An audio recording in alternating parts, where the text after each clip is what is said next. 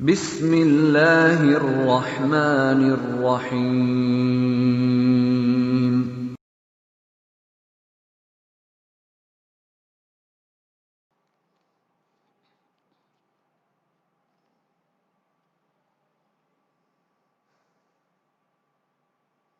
Bismillahirrahmanirrahim. Assalamu alaikum students. This is your English class. I hope you are doing well. Before starting the lecture, let's talk about your previous homework. First of all, I appreciate you. You did it well, but few of you students, they did not make the partitions in their copies. Partitions just like pros and pom, and these two portions are important because in your paper there are two partitions or there are two questions, different questions. Number one, the questions they come from your prose chapters, and the question number 2b or the another question, these questions come from your poem section. That's why you have to make the partitions, two partitions in your copies, prose and poem. Okay, and those students still did not submit their copies in school, so they have to submit their copies. Okay student, let's start the second chapter of our book, and this is the wise caliph. Okay, before starting that chapter, I am telling you or I am teaching you a few new things about the stories because this chapter is a story, and there is one thing, since your childhood you have been listening or hearing the stories from your grandparents, parents, teachers, elders and whatever. So, but we don't know that what are stories. So first of all, you have to know that what is story. Okay, story basically is a journey, and this journey is followed by few or some characters. So students, the story based on two things. Number one is fiction, number two is non-fiction. Okay, what is fiction stories and what are non-fiction stories? Fiction story is about the imagination.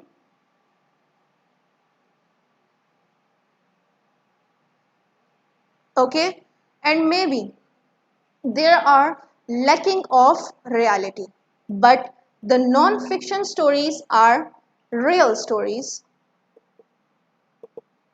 Okay, real stories such as the wise caliph. Okay, the story about a wise caliph, Harun Rashid, who solved a dispute between two persons. So these are two types of stories, fiction and non-fiction, imagination or real stories. And we will study today a real story about the wise caliph. Okay, now what are the essential elements? What are the essential elements in the stories?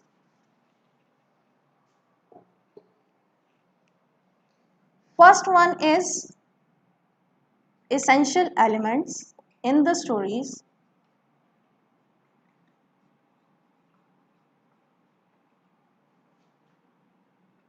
Okay, number one is character.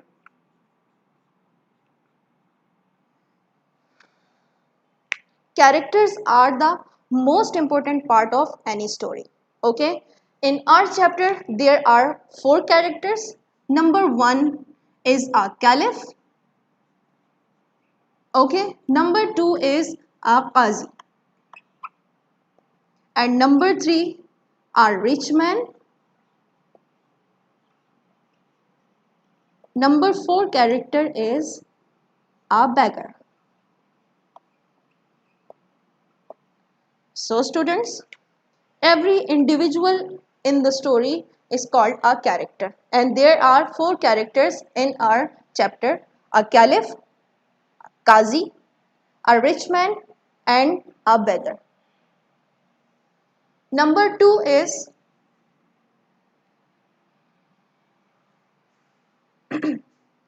the second essential element of any story is a plot.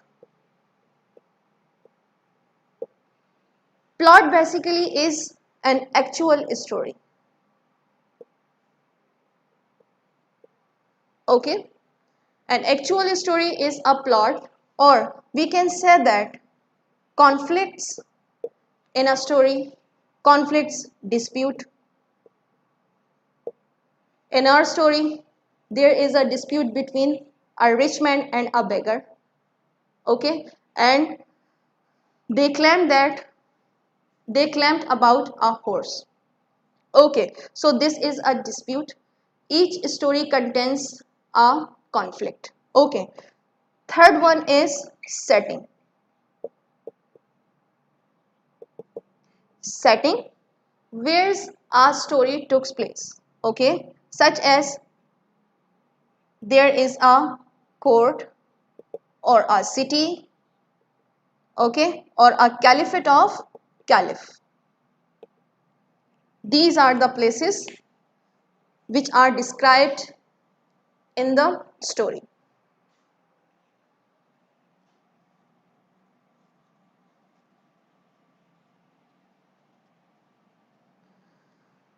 Okay, last but not the least is fourth one is resolution. Okay, and maybe we can call it ending of any story. Maybe it is sad or maybe it is happy. Okay, so these are the essential parts of any story, and every story contains these four parts. Number one is characters, number two plot, and in the plot there may be conflict. Okay, and basically plot is an actual story. And setting, in the setting we discuss the places where the story took place. And the fourth one is resolution, means the conflict will be solved in the end. Okay, now let's start the second chapter, the wise caliph.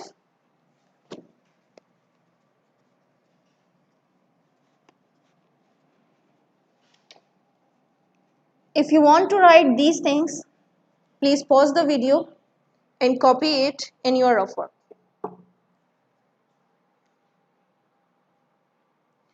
Okay,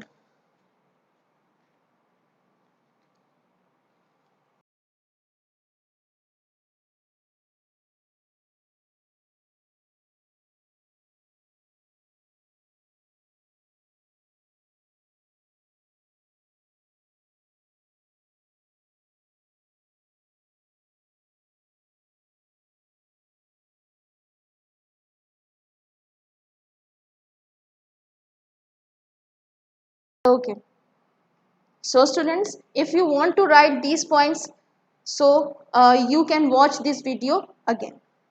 Okay, so let's start the chapter, the wise caliph, page number 2, and I am reading the first paragraph of this chapter. Okay, the wise caliph, the caliph Harun al-Rashid was known and respected for his justice and wisdom. At night, he would disguise himself as a common man and go through the streets of Baghdad. He would mingle with the common people in order to gain first-hand knowledge of their difficulties and problems. First of all, okay, there is the word wise. Okay, wise means having or show deep understanding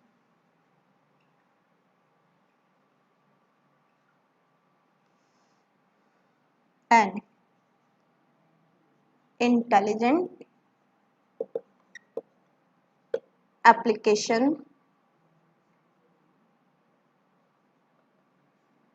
of knowledge. Okay. Why is he called wise? Because he is having deep understanding and intelligent application of knowledge. And how could it be possible? This is described in the first paragraph, because he disguised himself at night and he mingled with the common or ordinary people, and he gained the first hand knowledge from the people. That's why he is called the wise caliph. Or caliph means spiritual head of Islam. Okay, so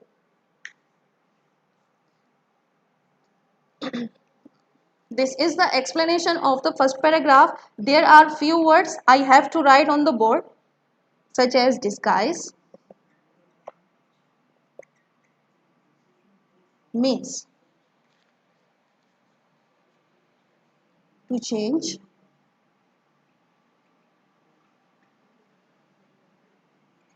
the customary dress. Okay,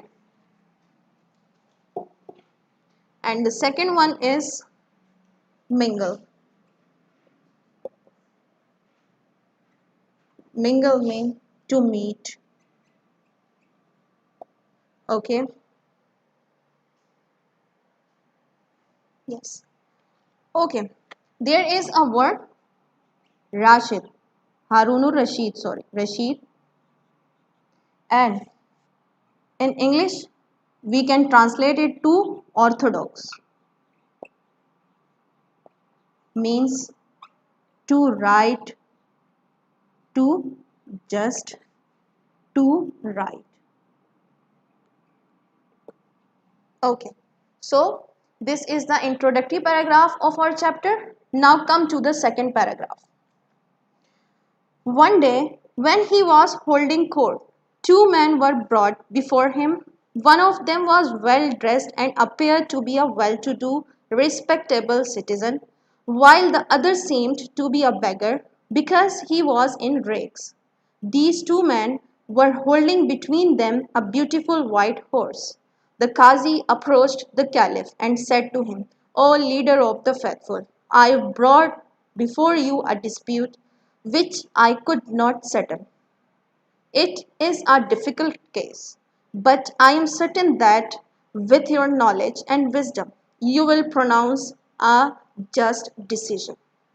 In the second paragraph, now they introduce a Qazi. Who is Qazi?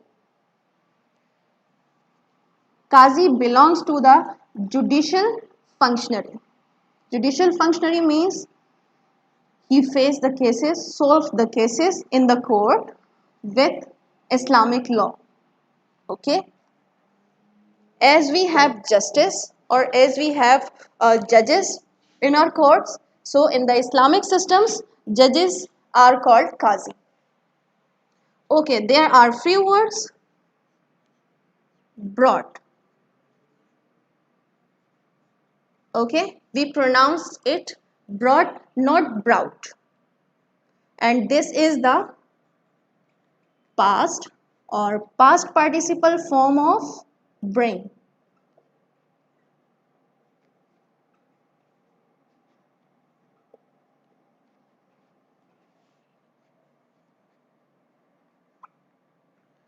Okay, another word is rakes. Rakes are like dirty, unclean clothes.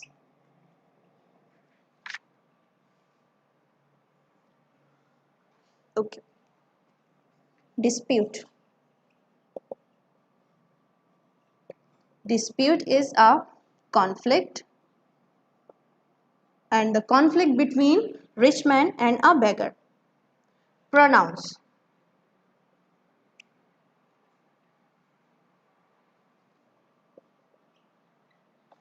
pronounce me to declare officially.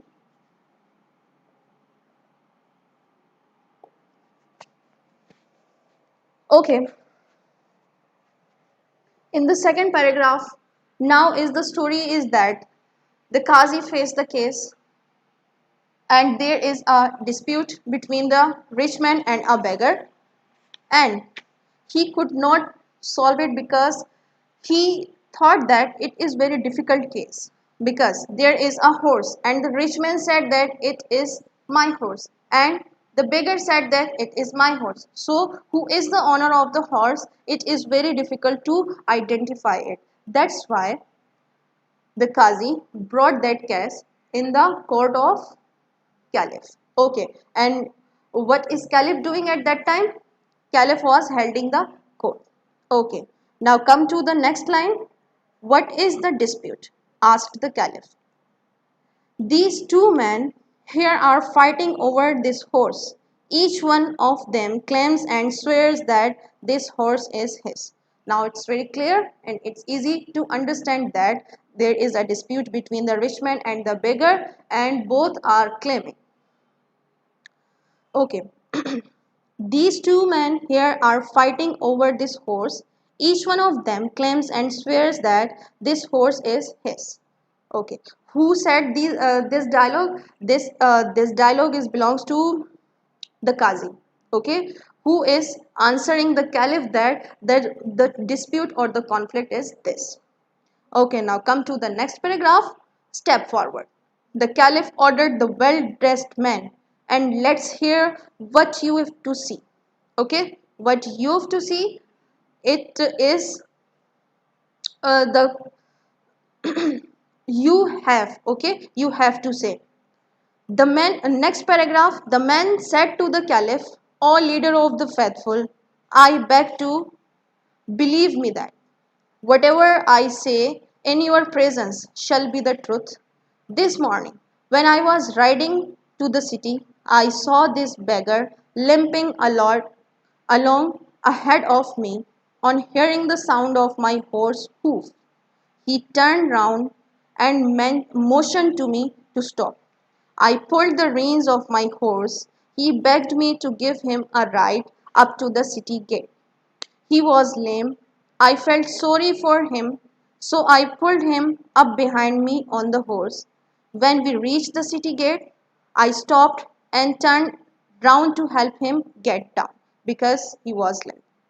He refused to dismount. I was puzzled and gently told him to get down because we had reached the city gate. He said, Why should I get down? I gave you a ride and now you want to rob me of my horse? Okay, now the conflict is starting.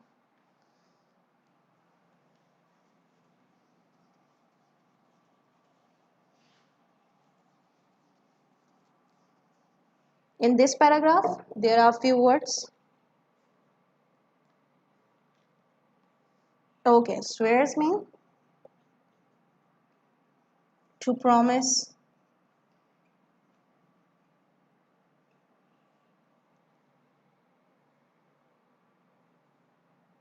limping, to walk with limp, or to walk with one leg.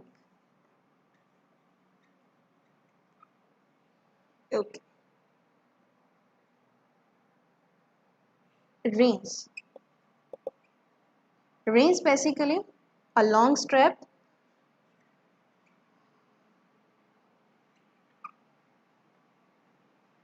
attached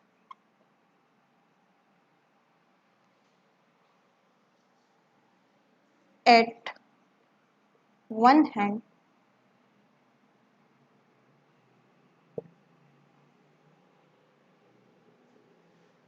to horse.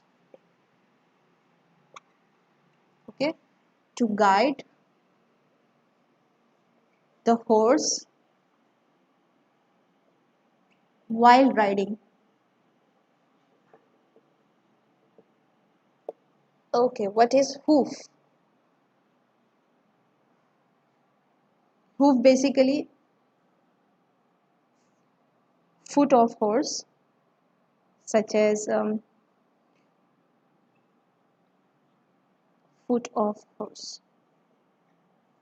Okay, and another one is dismount. Dismount is a specific word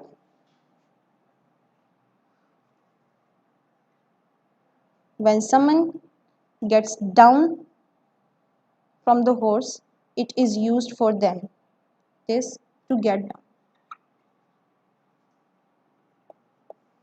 Okay. So this is the story of a rich man who is telling his story in front of a caliph, and the story is clear in this paragraph that when while he was riding at horse and he saw a beggar and he helped him, but when they reached the city gate, what happened? The beggar now claimed that this is my horse and you have to dismount the horse. Now come to the second paragraph. The beggar limped forward and said, O leader of the faithful, you are the helper and guardian of the poor. You are a wise and just caliph. Have pity on me and save me from the cruelty and injustice of this rich man. I can swear that this horse belonged to me. You must be thinking like everybody else in this court. How a beggar like me can afford to buy and keep such a fine horse? It is because of this horse that I am in rags. Whatever money I had, I spent on this horse this morning.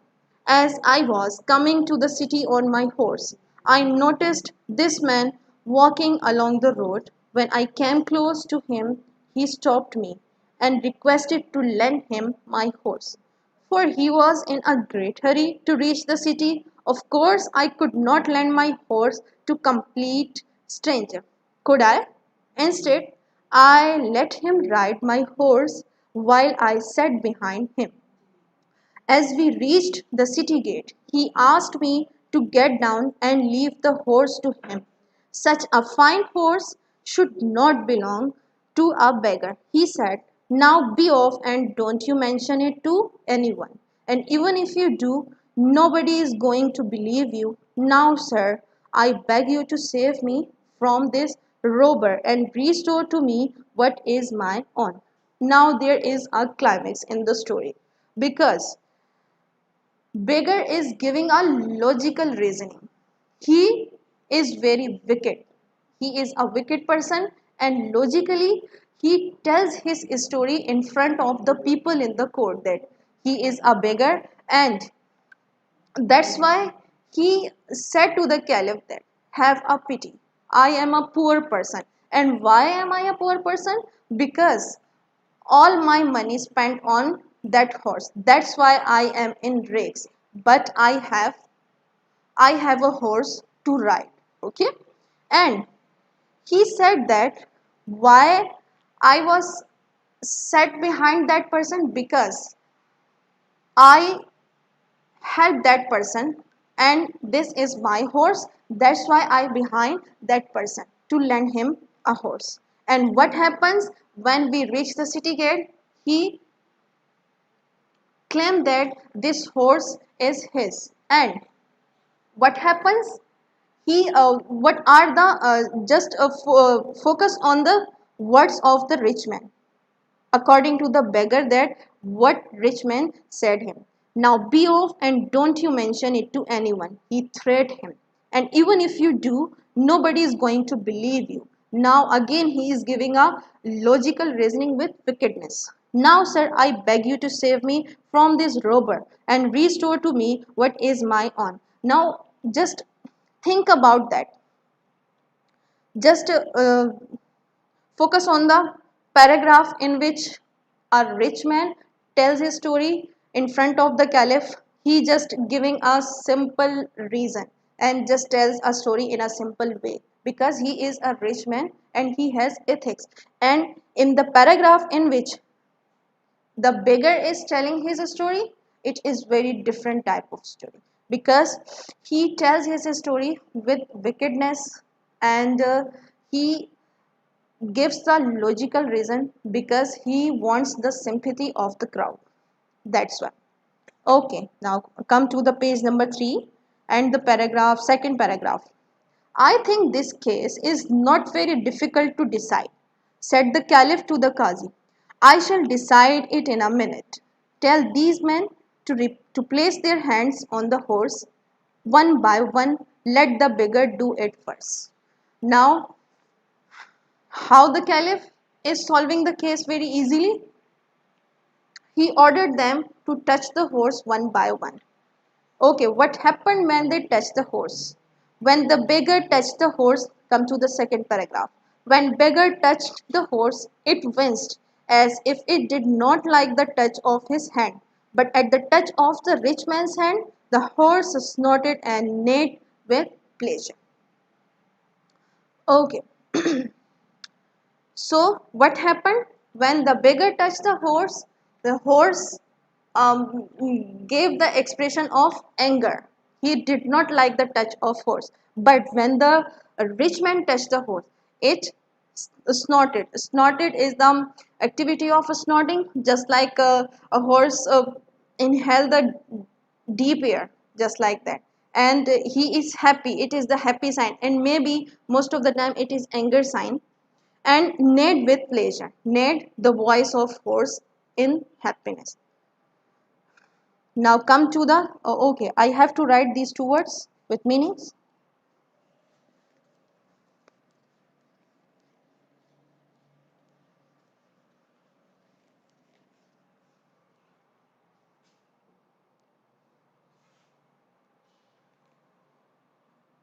Winced. Okay. D like a T sound. Winced.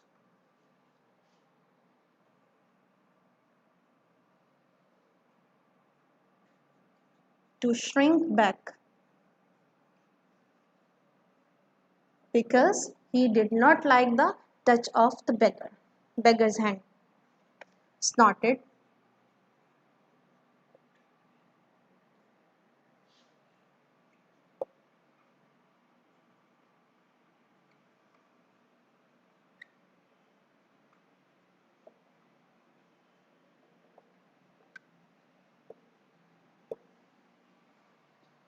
And neighed.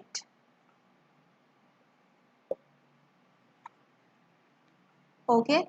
We pronounced this word is neighed. Pronunciation.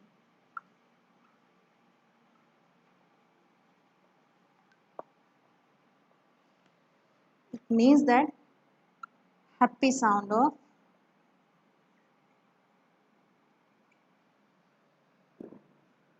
horse.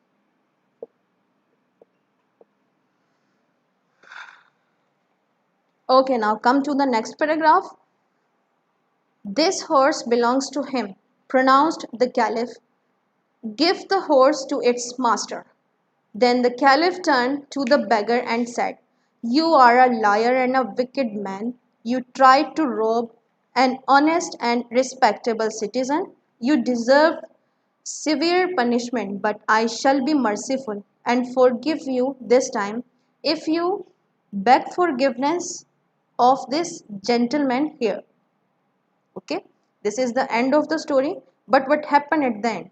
The rich man readily forgave the beggar and, feeling sorry for him, took out his purse and gave him a handful of gold coins. This noble actions of the rich man pleased everybody in the court. Okay, there are few words.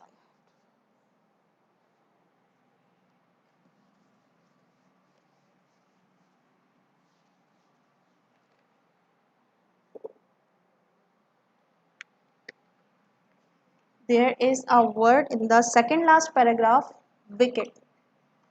Wicked means cruel. Okay. Another word is ready.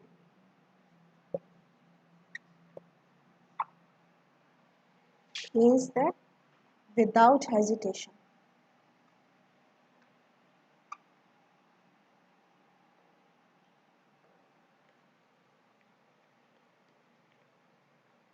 And okay, in the second last paragraph, the word is severe. Severe means extreme.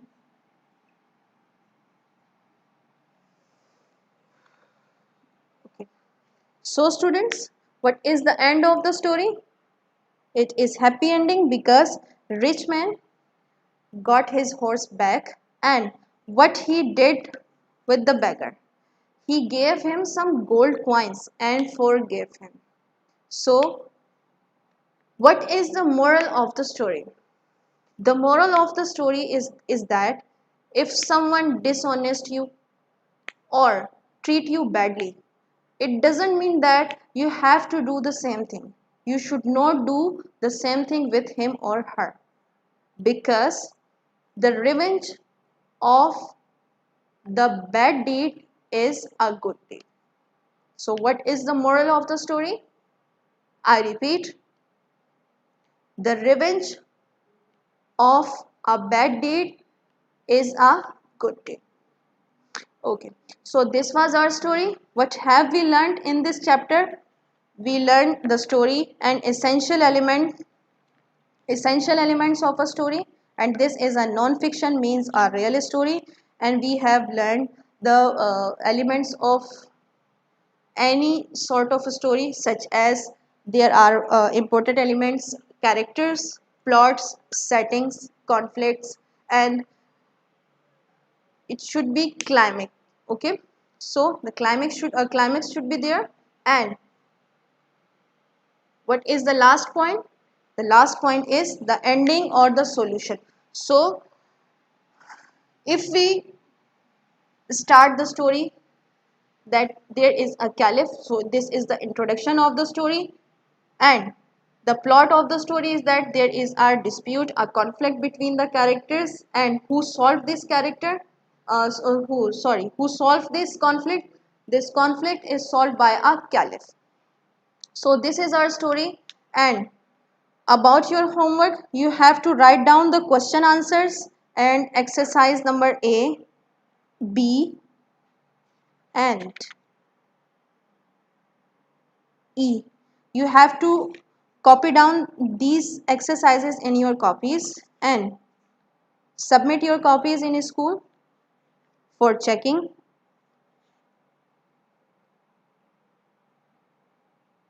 Yes. So this is your class. Take care of yourself, students. Allah Hafiz.